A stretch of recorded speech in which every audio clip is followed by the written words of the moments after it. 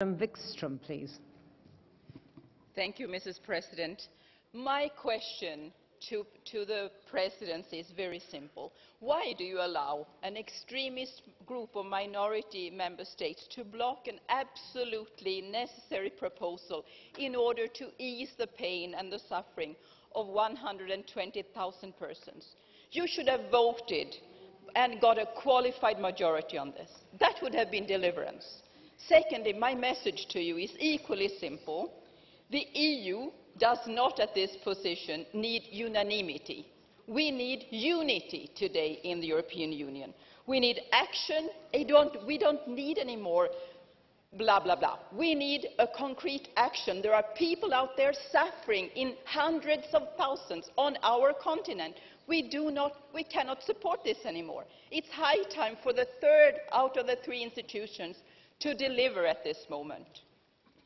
Thank you, Madam Chair. I support the relocation on 160,000 refugees, but it's not enough. We should welcome everybody that seeks asylum in Europe with humanity. Member States have to move from an emergency to a permanent crisis mechanism, and all Member States have to take their shared responsibility. This biblical exodus is a common challenge that requires unity and a common response. There is no national solution. But it's also time for leadership in Europe. We have to move from this populist rhetoric to explain and mobilize our citizens to help people that flee for their life. For 1.5 minutes, and I'll give the floor to Madam James, please. As a British MEP, I, and also on behalf of my country, take real exception to the insults being flung in the Parliament this afternoon, and also being told what to do reference this migrant crisis, not a refugee crisis. Not only is Germany the source of the problem, with its siren call to anyone and everyone coming to Europe, but now Germany seeks to offload the consequences of such an ill-judged, illiterate and incoherent policy by forcing member states to take migrants, bear the costs involved and fundamentally dig Germany out of a self-created financial, social, humanitarian and political debacle. Now, not content with inflicting the migrant chaos on its own, in some cases beleaguered citizens, Germany is using bully boy tactics to force this crisis onto its neighbours. Now, German domination might well mean that when Madam Merkel says jump, we all go, how high? But I, on behalf of the United Kingdom and Britain, don't believe so.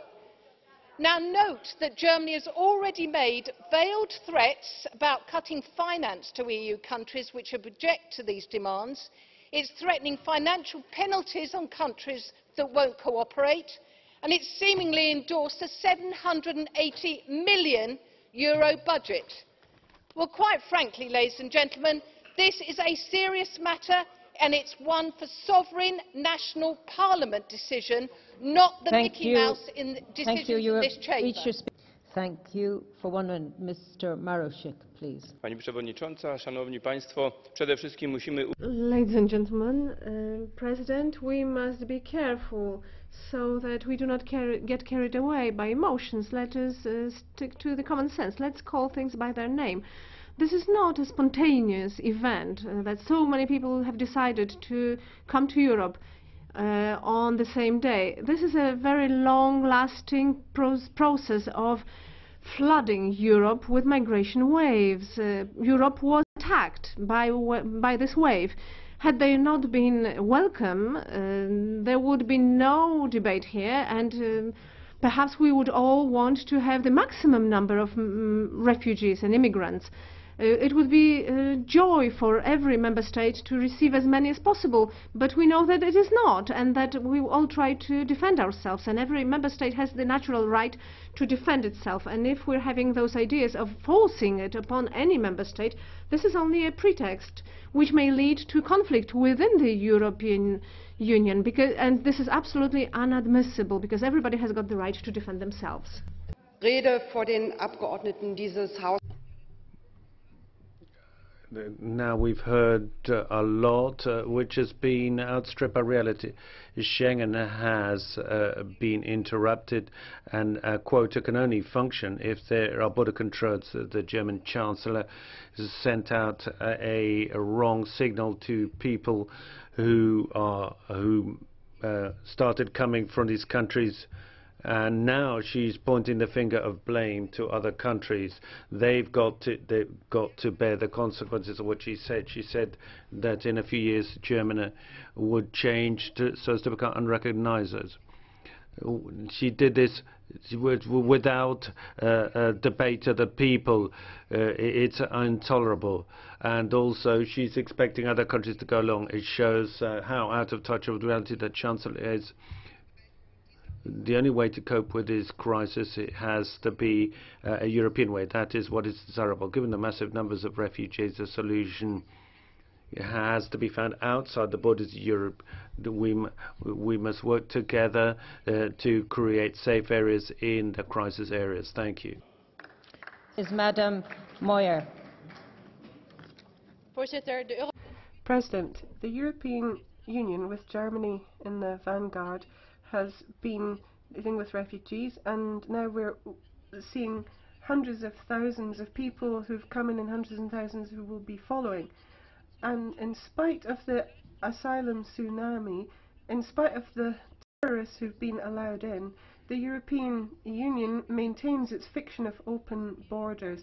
Here we're seeing mass immigration, and in fact we're hearing from Brussels that we have to have 40,000 who have to come in, then 120,000, and we're seeing a mass movement of people, and it's going to increase. We're going to see increasing numbers. That's democracy in Brussels, and it's high time that our own citizens were taken account of, because we need to close the borders and we need to send all asylum seekers back home. Now, Mrs. Winberg, please. Thank you. The EU has completely lost control when it comes to illegal immigration.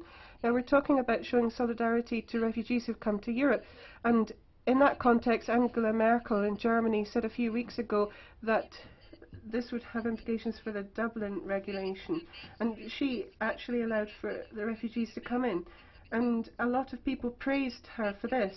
But in fact, after just over a week, things changed because the policy failed, and all of a sudden Germany introduced frontier controls. And here we can see what will happen if we have open frontiers in Europe. We're seeing thousands of migrants, we're seeing conflicts between different groups, and here we used to have a safe and stable Europe which is at risk, and here we are at risk of a new wave of terrorism.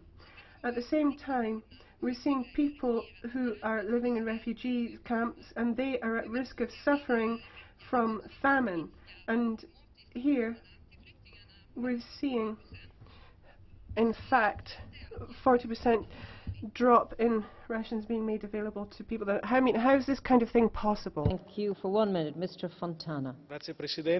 Thank you, Madam President. I don't think that this approach is correct, because there are other things that I would like to hear. I'd like to hear how we can deal with situations in war-torn countries. No one has uttered the magic word Islamic State, and we have to think about what's happening in Syria and European responsibility here. The same applies to Libya. What about Eritrea? There's been a war there for 30 years, and no one understands why nothing has been done up to now. Obviously, there's a lack of interest, but no one's talking about it. We need to go and put an end to the war so that there are no more refugees. There's something else that I would have liked to hear. There are people who are escaping war-torn regions, but there are others who take advantage of that in order to take advantage of a social security system. So maybe we should start talking about the fact that some people need to be returned and what resources are going to be used. So I haven't heard any mention of this. 1 minute, Mr. KORWIN-MIKKE. Thank you, President. First of all, we are not talking about refugees. But these are young men. Do they come here to work? Well, that would be half as bad, actually. They are coming here to receive benefits. the proof, they don't want to live in Turkey and Poland, in Austria or in Hungary. They go to Germany because that's where you can get highest benefits. Germany obviously went crazy by paying such benefits, but it's their money and they can waste it as they want.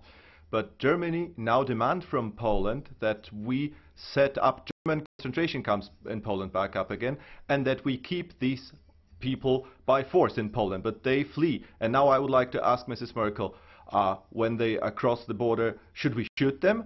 What are we supposed to do to keep them in Poland? The only solution is not abolishing Schengen, but abolishing social benefits. Only this will stop this wave of refugees. And one last matter. I would like to mention something horrible that Mr. Schulz did. He said that he will enforce his solutions. This caused a huge wave of nationalism in all of Europe.